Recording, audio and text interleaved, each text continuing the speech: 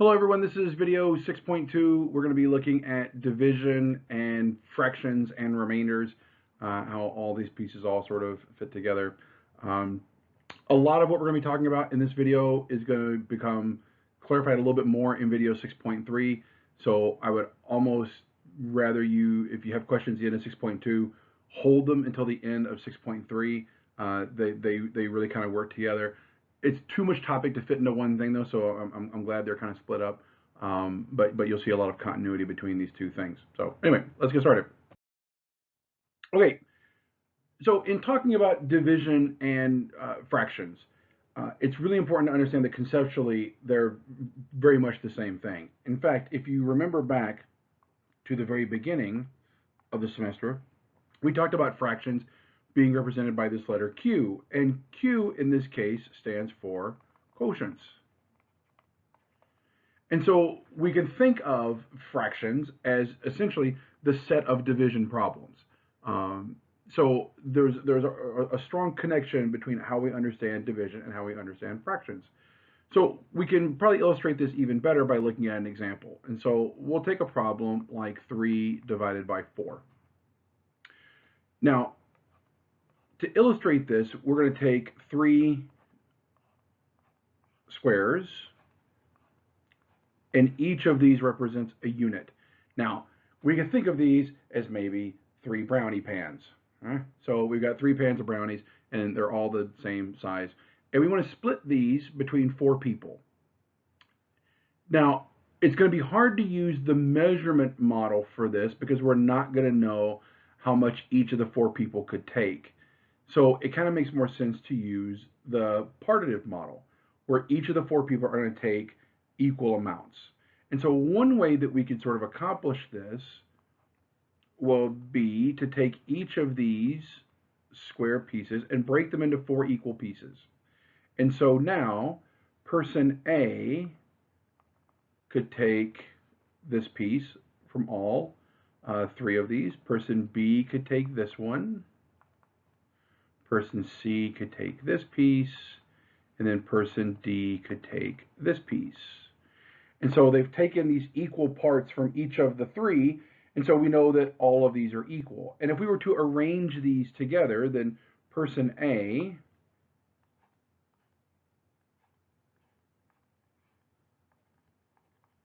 has these 3 pieces. So the question becomes, well, how much is this? Well, we could take these 3 pieces and fit them in one of these empty brownie pans and see that there are 3 of these where 4 of them makes a whole. Well, that sounds like a fraction to me. And so you can see how this 3 divided by 4 and this 3/4 as a fraction, this division problem and this fraction problem represent the same idea. Because everyone's taken equal pieces, we could do the same thing for B, we do the same thing for C, and the same thing for D, and so on.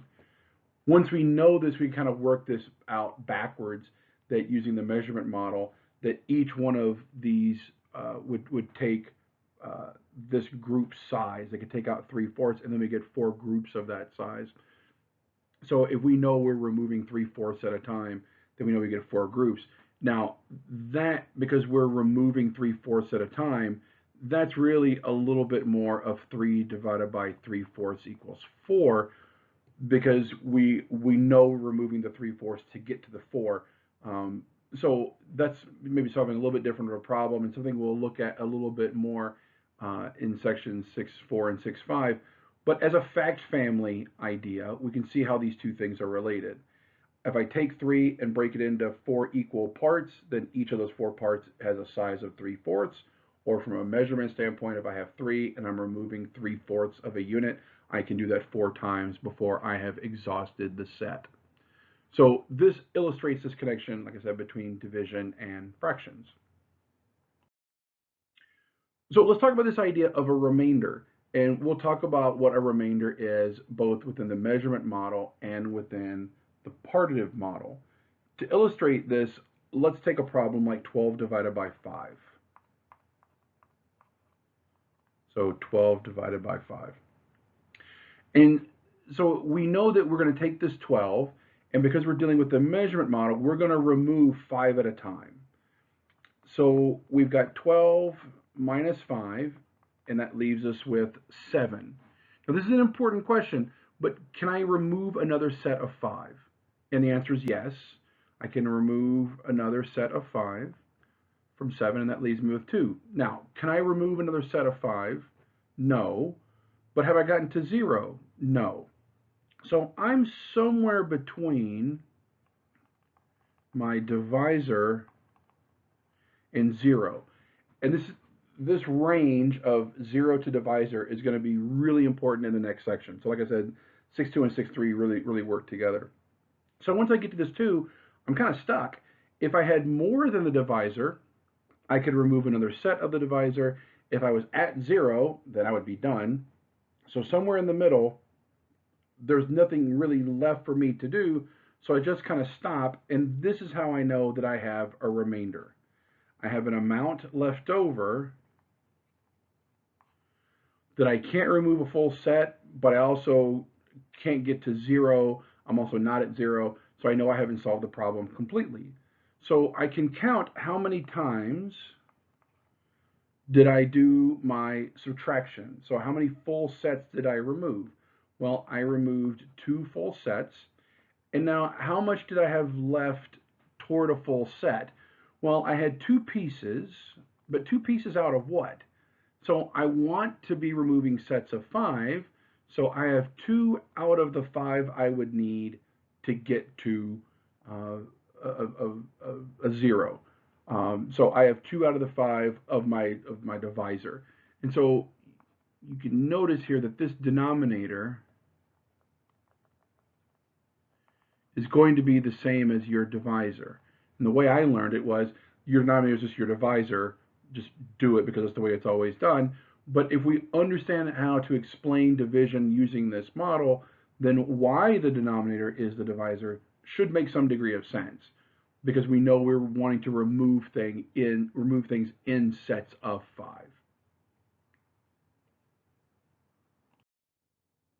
So we can talk about what a remainder is also from this partitive perspective, this partitive model. And we'll take the same problem, this 12 divided by 5. So we know that means that we're going to take this 12 and we're going to distribute it into 5 groups. So we can start to distribute these items out. So 1, 2, 3, 4, 5, 6, 7, 8, 9, 10, 11, 12. And I'm done.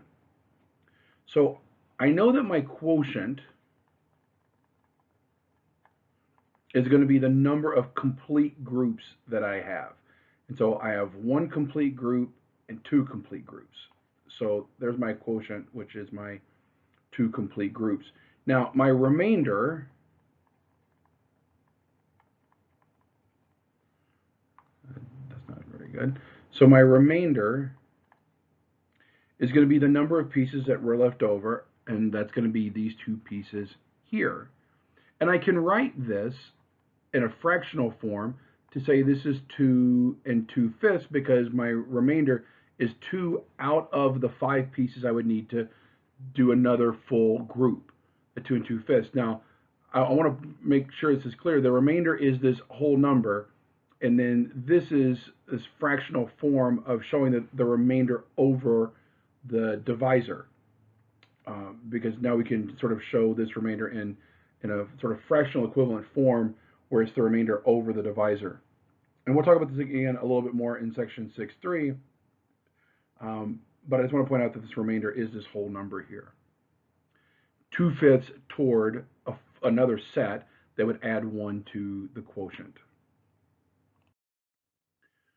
So you probably can tell there's a strong connection here between mixed numbers and quotients and remainders. So when we did this 12/5, or 12 divided by 5, which is 12/5, I could write this as this fraction 12/5. So this division problem here and this 2/5. And so we've seen this problem already solved 2 different ways, by measurement and by partitive models. And so we've got this as 2 remainder 2, or really a little bit more clearly 2 and 2/5. This form I don't necessarily care for. I know we've all written it this way at various times in our lives, and we still see it in schools. But this loses what the divisor is. Whereas the 2 2/5 lets me know that I was dividing by 5 when this happened, and so I know what within the context of this two out of what, the R2 doesn't really say what. So this is a good intermediate step to where students can really identify what the remainder is to show that the remainder is 2. And then this is really where I would want to be with students, where they can see this and not only reinforcing ideas of what fractions are, but also giving the context of the remainder in terms of the divisor. Now, most of us know that in order to convert this into a mixed number, to just take this 5 and divide it into the 12, and so this is 2 2/5. So we can see that this whole number here was my quotient, whereas here in this context, we think of this as the whole number part of our mixed number. So this is sort of the division context, and this is my improper fraction